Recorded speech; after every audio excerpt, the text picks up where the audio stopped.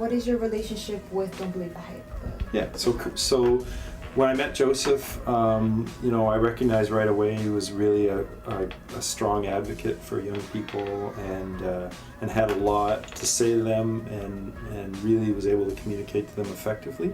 And so those are the kinds of people that we want to bring into the school. And Joseph told me about another program that Don't Believe the Hype program, which was an arts-focused mentoring program that he was involved in, and so we brought him into our school, and that's currently the work that we do together. Is Joseph runs a program, in my capacity I look for students and try and make things happen so he can do the good work that he does. And he gave me a set of paper about that thick, just kind of outlining this program, and I was amazed. I was amazed, one, that he took the initiative to do something like this and put it together in a format that was a learning tool for young people. I'm really grateful for this program. Even the first day I came here, I was just all ready, you know what I mean? Just to listen and be a part of what was going on. And I really appreciate all of the things that we got to learn while we're here, you know what I mean?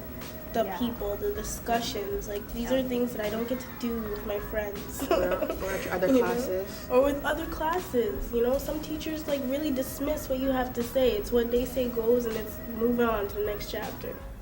I've seen a lot of different aspects of the program. I've been able to sit in with the students, and he's doing something unheard of in a high school. You have someone that's not a board member allowed to come into a school and not have an after-school program, but he has an entire period that is allocated to him and space allocated to him. That is not something that happens just anywhere and everywhere. We have a say. We have a say in what we learn about, even after we've seen how many videos and talked about how many things, he'll still sit us down and ask us, what did you think about that? What do you think we should learn about next? I see it as a mentoring program and an arts engagement program. And to me, it's just another way to reach out to at-risk students. And we have a high population. Virtually every student that comes in this school is at risk in one form or another. And so schools need to be creative in ways to reach out to young people. It can't just be through sports, or it can't just be through clubs, because some people don't join. Joseph told us one time about knowledge is power and everything, how knowledge will take you far and all that. And I've taken that on the road where I go.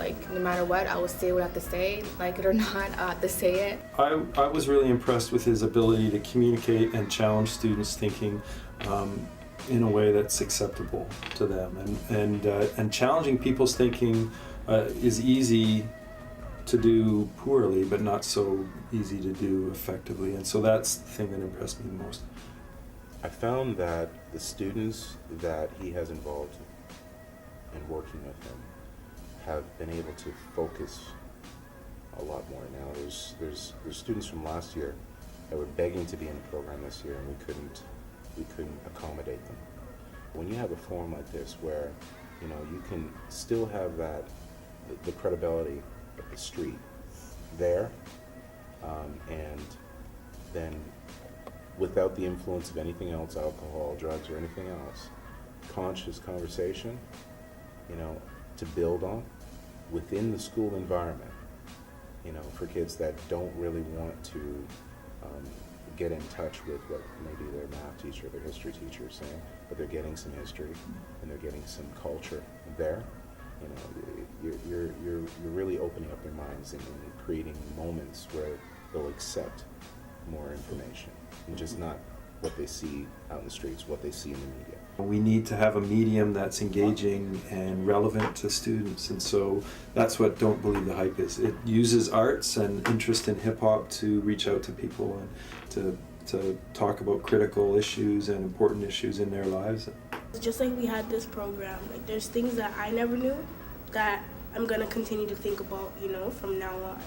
Like the program's called Don't Believe the Hype, and from now on, I'm not gonna believe the hype, because nothing is as it seems. There's always another side. There's always a deeper meaning, you always gotta take a second look.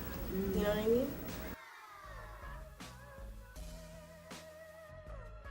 What's going on? Hey, can you tell me about it?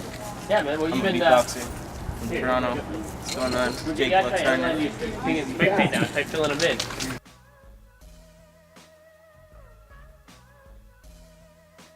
200 Papa Road. I thought it was an interview, like he's talking to me, like we're on a show or something like that. I was asking, where's my drink?